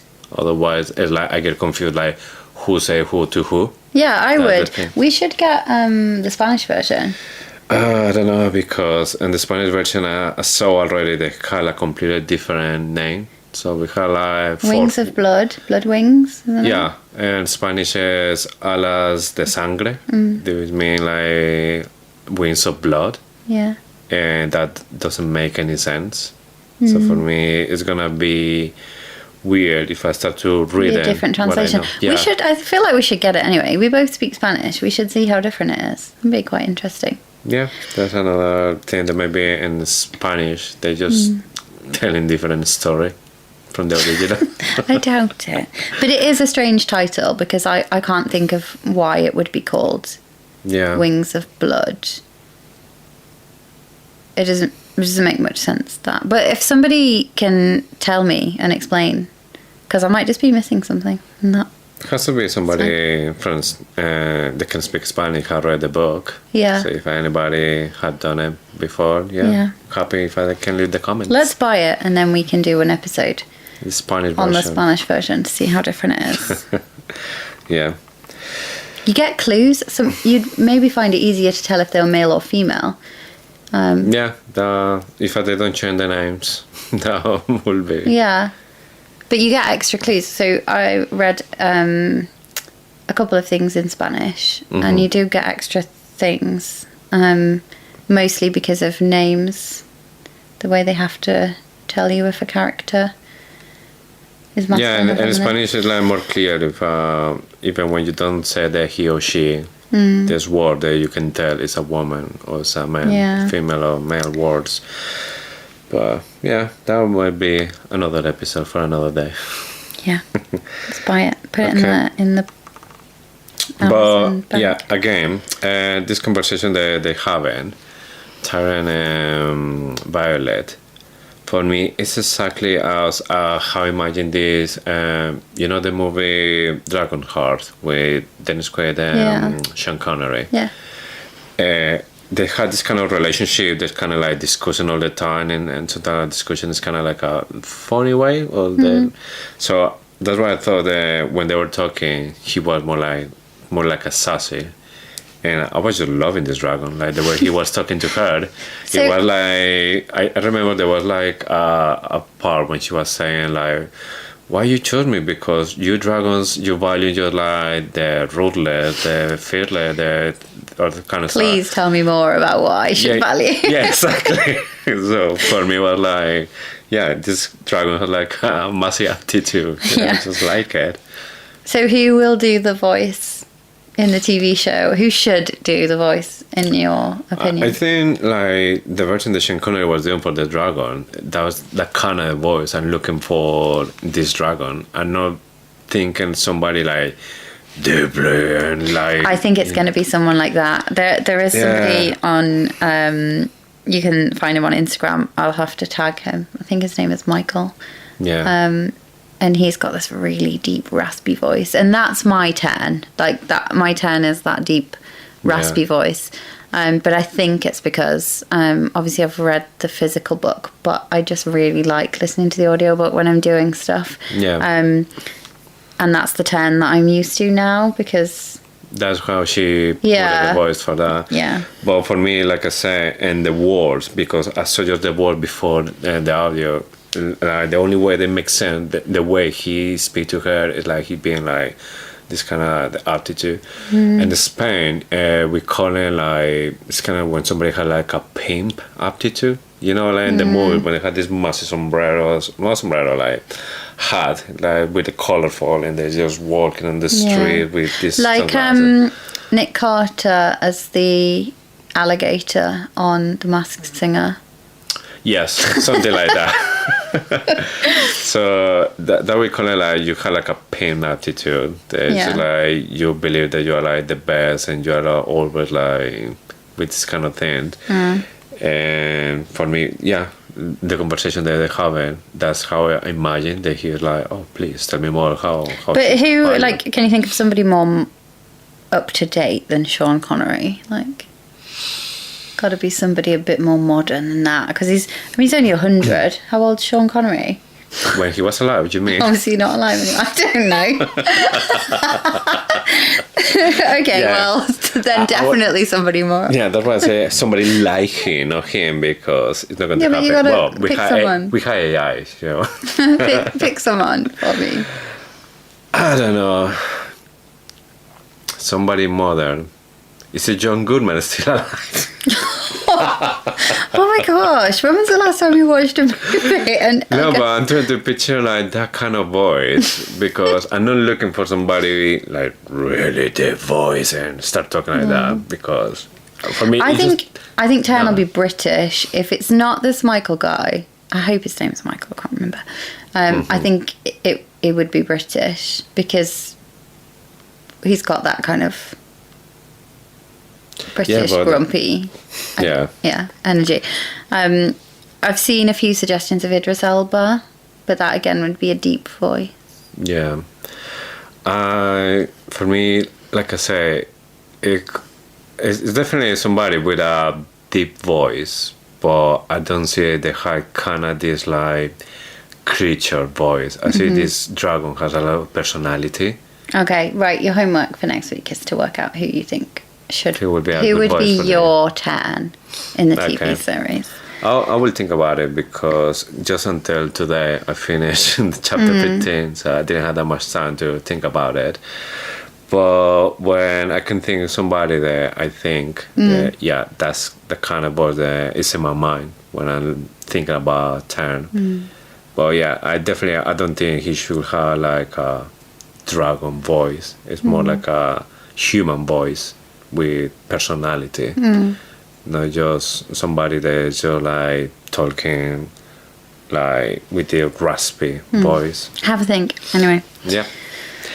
Okay, so she is kind of like, she can't believe it that this badass dragon, that he's not bonded to anybody and nobody has seen him for years, he chose her. And not only that, he's helping her. She was rescued by this dragon. When she saw the other red dragon, they were like shaking or doing a start, trying to get rid of the rider just to test. Some of the rider, they didn't pass the test. The dragon just kept flying away when the dragon... Who was that rider that fell? Do you think we know them? We probably will, but... Guess. I'm sorry, I'm being really like, do this, do that, sorry. Yeah. Chill out, woman. Who do you think it is? I don't think it's somebody from Violet's gang, so it's gonna be maybe somebody they mentioned before, but it's not being like a big part. It's just gonna be another person that's going to go for the role, but not like somebody that had add that much to the story. But Tern, he went after Violet when she's fallen, put it back, and then he's using all his power to keep him safe, to keep him there, make sure that it's not going to happen again. And at the same time, they're like, can you hold tight, because I can barely feel you there. But it's because I don't know, 27, 30 feet dragon. Stop it! Oh my goodness. How can you feel anything? Get over it. Yeah. But I can understand by this point that she had a broken ankle. The hands are completely shredded. Yeah. So she's feeling shit at this point. So you can't like be that hard. It's alright, she's locked the pain around. She's locked the pain behind the wall in her head. She's fine. I think that wall is about to explode because it's just hanging too much there. But he is just doing everything for her to like make sure that everyone was going to believe that she is a proper rider, that nobody's going to doubt about her anymore. And then when they're going back to when everyone is waiting for all the new riders, then we see that Mami Sorangel is dead, and she is not the only one that's surprised to see this black dragon coming back to duty. General I always forget the name. Melgren.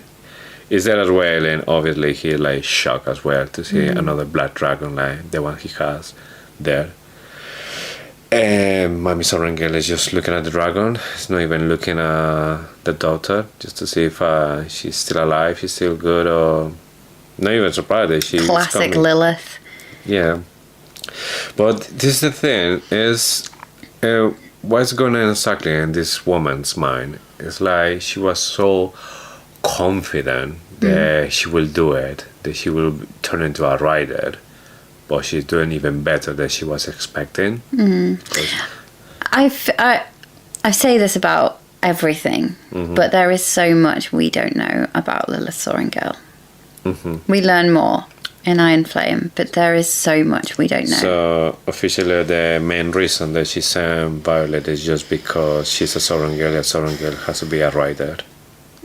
No. Okay. But there's so much we don't know about why she is the way she is and what her ultimate plan is That's what I mean, because for me it is like this point of view that she's putting to everyone that no, she's a Sorrengale, she has to be a rider no matter what, she's not going to be a scribe. Well, she was married to a scribe, she loved a scribe, so being a scribe in the family is not any like dishonor. It's a show, isn't it? It's a show that she's putting on. There's loads of generals there. That was one question I had. I asked a while ago how many generals there were, and you only at first you hear general. I don't really know much about military rankings, but there's General Sorrengale, General Melgren, and it says an assortment of generals on the dais. That's something I don't know how to pronounce. Each representing their wing. So we just how many wings we have? Well, you've got 4, but I didn't realise that each one had a general. I know that there's Colonel Markham's a colonel. I don't know.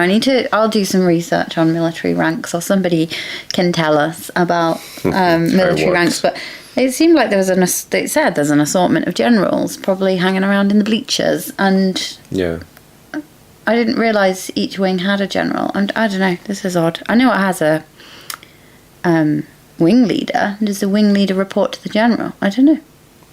Yeah.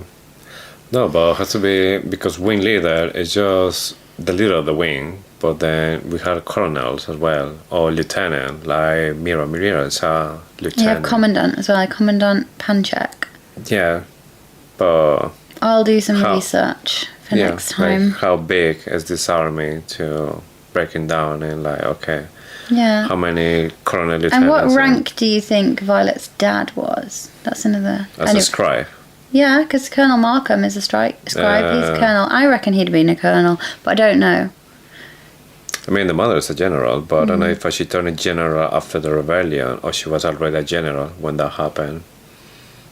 Because she might be promoted. I think she was a general, because I think there's a missive, isn't there, in one of the epigraphs that says she's formally disagreeing with General Melgren's about the children to punish it. I think that signed off. That was like after they killed the parents and then the children. No, it was before. So it's like, I'm saying now that you should not force the children to watch the execution.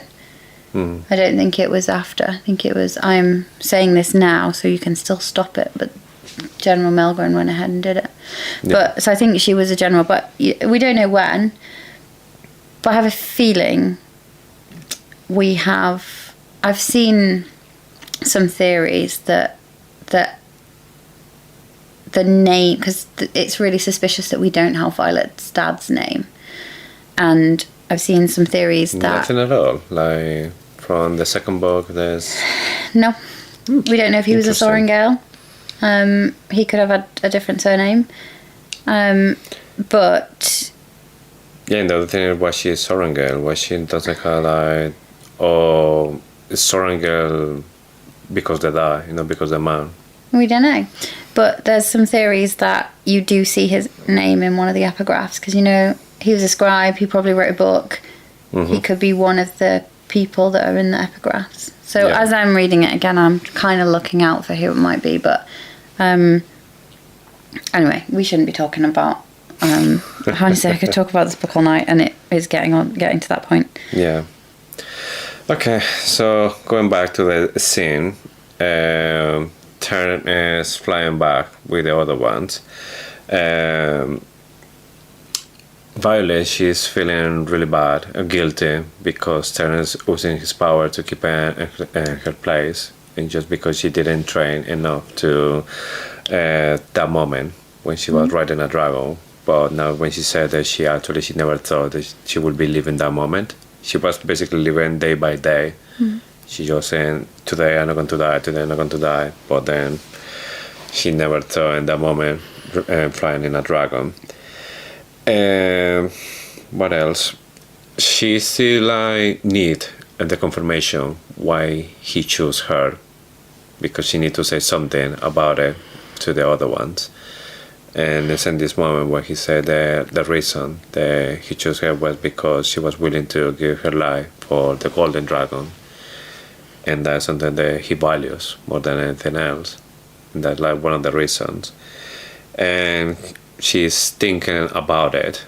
Actually, she started feeling better with herself about this kind of stuff. And then he replies to her as well and her thoughts. So now when she started to realize that, she's not going to have more privacy with him reading his thoughts as well. Which I thought it was funny as well. That part about valuing someone who will give their life to save someone else, that links back to Neil in a bit, doesn't it? That kind of shows that maybe he sees the same qualities in Violet. Anyway. Yes. Sorry. Okay, so it's just the last bit. They go to the where they play when everyone is they're reunited with with the new riders. She goes down. She falls. And he said, well, that's another way to do it. That's why I think that he's actually funny. That way, for me, like, this boy has to be no deeper or anything. She goes to report, like, what is the name of the dragon? And now is when we see the little golden dragon is talking to her as well. And I was like, oh wow, how does it work? Because now the little golden dragon is talking to her as well. And when she sent the dragon, he's bonded, and then the golden dragon is introducing herself as well. So like, oh yeah, she bonded the two dragons. Two dragons. So I knew she was going to bond, or I thought she was going to bond Andana. Andana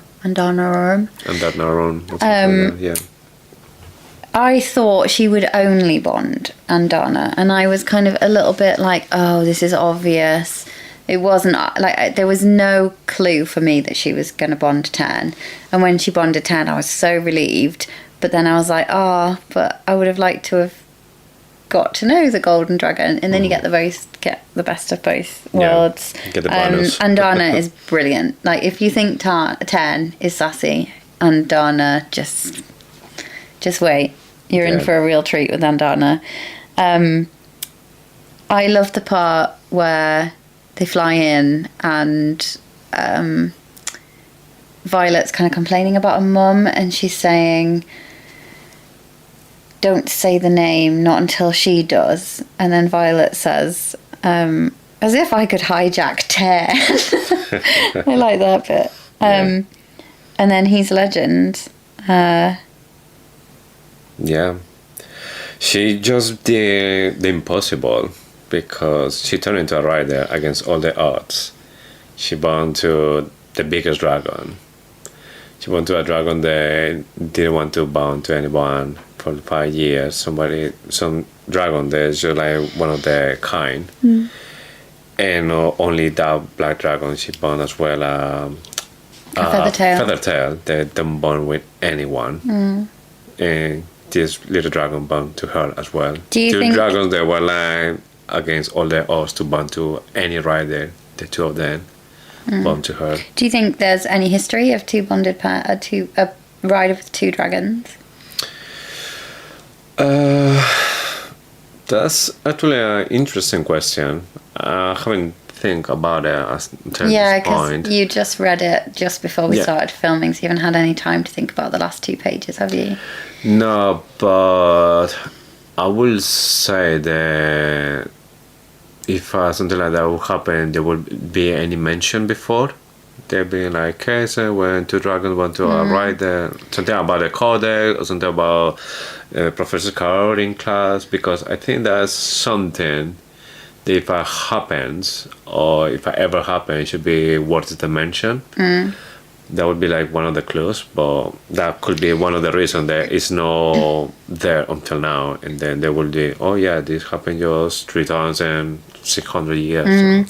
So I feel like it's that all hell breaks loose. That for me means it's not happened before, or at least it's not happened in recent history. Yeah. And all hell breaks loose. I just imagine Melgrin getting to his feet, storming over to Lilith saying, this can't happen. Like, look, I feel like there's a big argument going on, but it's not fair, kind of. How can the rider have two dragons? There's too much power in one person, because leadership might not want such powerful people, because They can rebel. Yeah, what's happened in the past, hasn't it? So, But the thing that's interesting for me is not that she had two dragons was gonna be her signet, because she's going to have two now, like two completely different ones, or she's going to have like one really badass signet because they're two dragons. I can't say anything. That is a insanely hot topic. Ooh. And we find out soon the next 5 chapters, or not yet? Can I just say, I'm not going to tell you what it is or they are. Is she going to have two? Or so Rebecca Yarros has confirmed that she will have two signets. We find out what one is in this one. We find out what it is. It manifests, yeah. But we still have not got confirmation of what the second signet is. In Iron Flame, Rebecca Yarros has said it is on the page. But there's so many things that it could be. She says, it's clear, it's on the page, you could work it out. But there are like 5, 6, 7. There's some that are like, yeah, I'm convinced it's that. And then somebody says, oh, it could be this. And I'm clear. Like, oh my God, it's that. It's not clear yet what it is. Yeah. So it's a really hot topic. But she will have two signets. It's been confirmed by Rebecca Yarros. Do we know like the signet that she has already, from which dragon comes from? Or yeah. Okay. From Tyne or... Do you want me to say? No, I'll find out later. Yeah, you'll find out. But yeah. Okay. So I don't know if that's a spoiler. We should probably put a spoiler warning on this one. It's not a spoiler because we don't know, but it is. You could use logic. 2 dragons, 2 signets. Yeah, that's exactly what I did. That's why I was wondering. It would be interesting to see what's going to happen to her now. And you haven't had time to think about that either, because you honestly were just reading right up until the wire. Yeah. And one of my questions was 2 dragons. What does that mean? And I was wondering if you would get the 2 signets thing. Yeah. But yeah, I think that's why all hell breaks loose, because they don't want such power in one person. Yeah. Okay, so... But she could have 2 pants signets, couldn't she? I mean, because now the question is, if 2 dragons can born in one person, what is the limit? Like, how many dragons can born just one person? She had like 1 dragon per day on the week. Like, if I had like a handbag, 25 feet handbag. No, I think there would be a limit, probably for the rider, because there'd just be too many voices in your head. Yeah. and too much power to No, but I think there channel was and control. I can't remember if I was the one who said they can block the thoughts of the dragon. So they Yeah, but can not have some completely. privacy. They Yeah. can muffle it. They can block it out for a short time, but never completely. Okay. But yeah, you'd have so much Going on power in. and so much to kind of control that you'd probably just either burn out or you just go insane. Yeah. What I'm interested in is, can a dragon have more than one rider? So we know now that a rider can have more than one bond with dragons. You must, I feel like that in reverse, that means a dragon can have two riders. But I don't know if we've ever had confirmation that they can't. But that, I keep coming back to nailing. Yeah. Can a dragon, that's the question that I need to find out. I need to do some research. Can a dragon have more than one rider? I don't know. I mean, if a rider can have two dragons, I don't see why it won't work in reverse. Would you just channel half the power? Would each rider be only half as powerful? Don't know. Yeah, no clue, to be honest. I don't know if maybe the dragon has to choose one or the other one, like change the channel, and then like, okay, this one had the signal now, then the other one in specific times, maybe. Yeah. So, I think we probably should stop because it's late.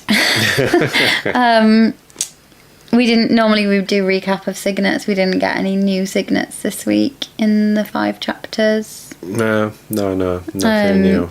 And we didn't really have enough time with people, I don't think, to be able to do one on the mat. I was considering doing a dragon versus dragon, but we don't know enough. You don't know enough about the dragons yet. So we will forego our sparring match this week. Probably in the interest of everybody's. Yeah, we did a little bit with the sanity. voices of time, so Yeah. that will do. It just has been a long episode, hasn't it? Hopefully it's not too long for everyone. So on that note, you are now hooked. So you're going to go and read chapters 16 to 20 immediately? Well, no, now because it's late.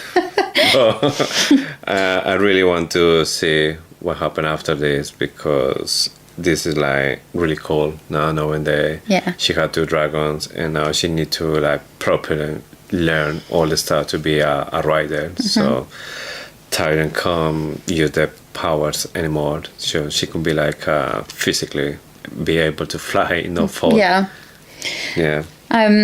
So thank you. If you have made it to the end of this massive threshing episode, thank you for listening. Please, if you could rate us on whichever app you listen to your podcasts, follow, like, subscribe, all of that stuff. We are on Instagram, TikTok.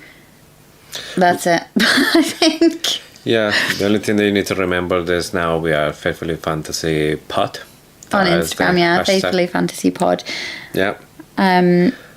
Also, we have the website, faithfullyfantasy.com, when we have all the episodes that we're doing. You have all the information about what we're doing, what we're going to do. So anything related to us, just go to faithfullyfantasy.com and you will find it there. Yeah.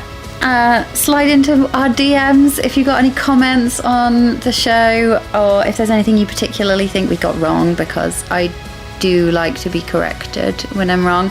And send us all your theories. Yes, that would be interesting to see your comments. Hopefully just about this, nothing spoiled for me, please. I'll filter them. Yes.